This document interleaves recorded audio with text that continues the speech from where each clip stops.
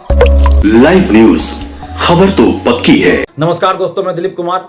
दोस्तों, 17वीं BPSC PT परीक्षा में 3 सेट में प्रश्न पत्र दिए जाने से संबंधित एक लेटर वायरल हुआ है और यह लेटर सही है। इसका मतलब यह हुआ कि बीपीएससी में नॉर्मलाइजेशन लागू होने जा रहा है और बीपीएससी ऐसा गुप्त रूप से करने जा रही थी, लेकिन यह लेटर वायरल हो गया तो परीक्षा से पहले ही पता चल गया सबको।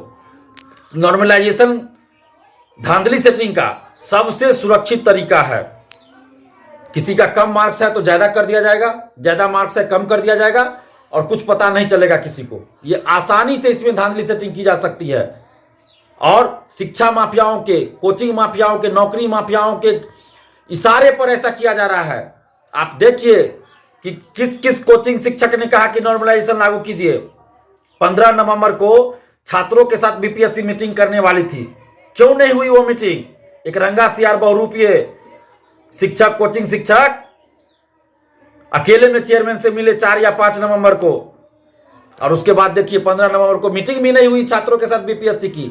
मैंने उस समय भी कहा था कि ये जो अकेले में मीटिंग हुई है रंगा सियार की, ये सिर्फ और सिर्फ इसलिए हुई है, ये लोग गुप्त प्लान किए होंगे कि चुपके से चोर दरवाजे से नॉर्मलाइजेशन लागू कर दे, ताकि परीक्षा के बाद अभ्यर्थियों को पता चलेगा तो अभ्यर्थी आंदोलन भी नहीं कर पाएंगे।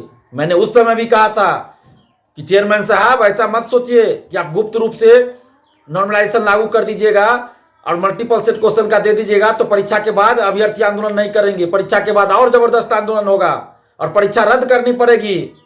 लेकिन यहां लेटर वायरल हो गया तो परीक्षा से पहले ही सबको पता चल गया कि बीपीएससी में नॉर्मलाइजेशन लागू होने जा रहा है। यह गुप्त रूप से बीपीएससी नॉर्मलाइजेशन लागू करने जा रही है। तो क्या बीपीएससी अब कोचिंग माफियाओं, शिक्षा माफियाओं, परीक्षा माफियाओं के कहने पर नियम और प्रक्रिया में बदलाव करेगी और लाखों अभ्यर्थियों के सपनों को कुचलेगी, लाखों अभ्यर्थियों के भविष्य के साथ खिलवाड़ करेगी? यह बिल्कुल नहीं चलेगा।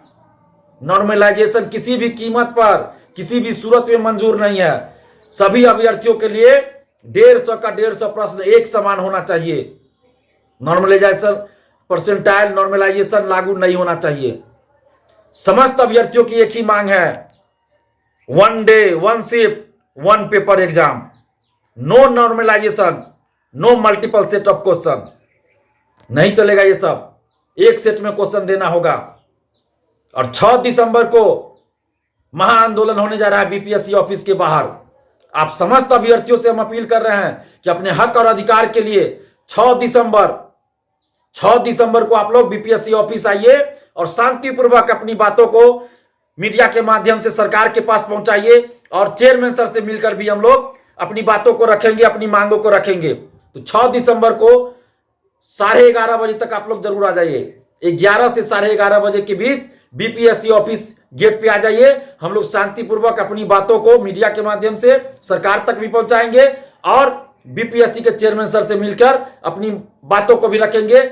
नॉर्मलाइजेशन किसी सूरत में मंजूर नहीं। और हम बीपीएससी के चेयरमैन साहब से कहना चाहते हैं कि आप क्यों नॉर्मलाइजेशन के पीछे पड़े हैं, क्यों लागू करना चाहते हैं? कुछ कोचिंग माफिया, शिक्षा माफिया आपको सलाह दे रहे हैं, उसके सलाह पे आप काम करेंगे? कुछ कोचिंग शिक्षक पेपर लीक में संलिप्त हैं, टीआरई 2, टीआरई 3 और सिपाही भर्ती पेपर लीक में। ये अखबार में खबर छपी और वैसे शिक्षकों को आप लोग बीपीएससी ऑफिस से मीटिंग के लिए बुलाएंगे? संवैधानिक पद पर है चेयरमैन साहब, अभ्यर्थियों के साथ आप न्याय कीजिए। लगभग 90,000 स्टूडेंट्स फॉर्म नहीं भर पाए, 3 दिन तक लास्ट में सर्वर काम नहीं किया बीपीएससी का। ये किसकी गलती है? क्या बीपीएससी को नहीं चाहिए कि एक दिन के लिए कम से कम इन लोगों को फॉर्म भरने का मौका दे दिया जाए?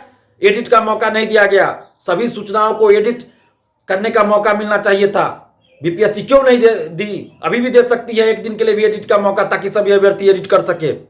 और ऐसी परिस्थिति में आप एग्जाम 13 दिसंबर को करा रहे हैं और आप इस तरह का माहौल बना दिए हैं। अभ्यर्थी पढ़ाई करे, क्या करे, नहीं करे, मानसिक संतुलन बिगड़ रहा है अभ्यर्थी का। 13 दिसंबर को परीक्षा है और आप इस तरह का मतलब ये कर रहे हैं कि गुप्त रूप से ये कर रहे हैं। कुछ समझ में नहीं आ रहा है क्या हो रहा है बिहार में, क्या हो रहा है बीपीएससी के अंदर। आखिर क्यों इस तरह की बात हो रही है? 200 एसडीएम और 136 डीएसपी का पोस्ट है। टोटल 2000 से अधिक सीटों पे वैकेंसी आई, इतिहास की सबसे बड़ी वैकेंसी आई है। हम सरकार को इसके लिए धन्यवाद देते रहे, नीतीश कुमार जी को धन्यवाद देते रहे हैं लेकिन इसका मतलब यह नहीं कि सबसे बड़ी वैकेंसी है तो सबसे ज्यादा धांधली सेटिंग भी इसमें हो जाए, ये नहीं होना चाहिए। और 2022 में जब 67वीं पुनर्परीक्षा के समय परसेंटाइल, एक से ज्यादा शिफ्ट में परीक्षा, नॉर्मलाइजेशन को वापस ले लिया गया आंदोलन के बाद, नीतीश कुमार जी ने हस्तक्षेप किया, आदेश दिया नीतीश कुमार जी ने कि नॉर्मलाइजेशन परसेंटाइल लागू नहीं होगा, एक ही सेट में क्वेश्चन रहेगा, एक ही शिफ्ट में परीक्षा होगी। और वैसा हुआ, 68वीं में भी, 69th में भी और 67वीं पुनर्परीक्षा में भी। तो फिर 2 साल के बाद क्यों फिर से नॉर्मलाइजेशन और परसेंटाइल और मल्टीपल सेट का जिन निकल रहा है? क्यों ऐसा? क्या मुख्यमंत्री नीतीश कुमार जी की बातों का कोई महत्व नहीं है बीपीएससी की नजर में? क्या बीपीएससी और बीपीएससी के चेयरमैन साहब मुख्यमंत्री नीतीश कुमार जी की अवहेलना करना चाहते हैं, उनका अपमान करना चाहते हैं? ये नहीं होना चाहिए। नॉर्मलाइजेशन किसी कीमत पर मंजूर नहीं। अब चेयरमैन साहब, आप एक नोटिस जारी करके आप दीजिए कि हम नॉर्मलाइजेशन लागू नहीं करेंगे, एक ही सेट क्वेश्चन का यूज होगा। आप नोटिस जारी कीजिए। जब तक ऐसा नहीं होगा तब तक आंदोलन जारी रहेगा। और 6 दिसंबर को आंदोलन की शुरुआत हो रही है। आप जितने भी अभ्यर्थी, चाहे आप दिल्ली में हो, कहीं भी हो, आप सबसे अपील कर रहे हैं, छात्राएं हो, छात्र हो, सबसे, कि आप लोग आइए, बढ़ चढ़ कर आइए। 6 दिसंबर को 11 से 11:30 के बीच बीपीएससी ऑफिस आइए और हम लोग अपनी बातों को शांतिपूर्वक रखेंगे और नॉर्मलाइजेशन के विरोध में रखेंगे। और एक सेट में क्वेश्चन दिया जाए। सभी अभ्यर्थियों के लिए 150 का 150 प्रश्न समान होना चाहिए। किसी कीमत पर, किसी सूरत में नॉर्मलाइजेशन मंजूर नहीं किया जाएगा। आप लोग जितने भी अभ्यर्थी हैं, एकजुट होइए। एकजुट होकर हम बेटियों से भी, बहनों से भी अपील कर रहे हैं। बिहार की जितनी बेटियां हैं, बहनें हैं, आप सबसे अपील कर रहे हैं। महिला अभ्यर्थी हैं, उनसे कि आप लोग भी आइए। पुरुष अभ्यर्थी तो आ ही रहे हैं, महिला अभ्यर्थियों से भी अपील कर रहे हैं कि आप लोग भी आइए आंदोलन में और एक सुर में एकजुट होकर नॉर्मलाइजेशन के विरोध में आवाज उठाइए। लाइव न्यूज, खबर तो पक्की है।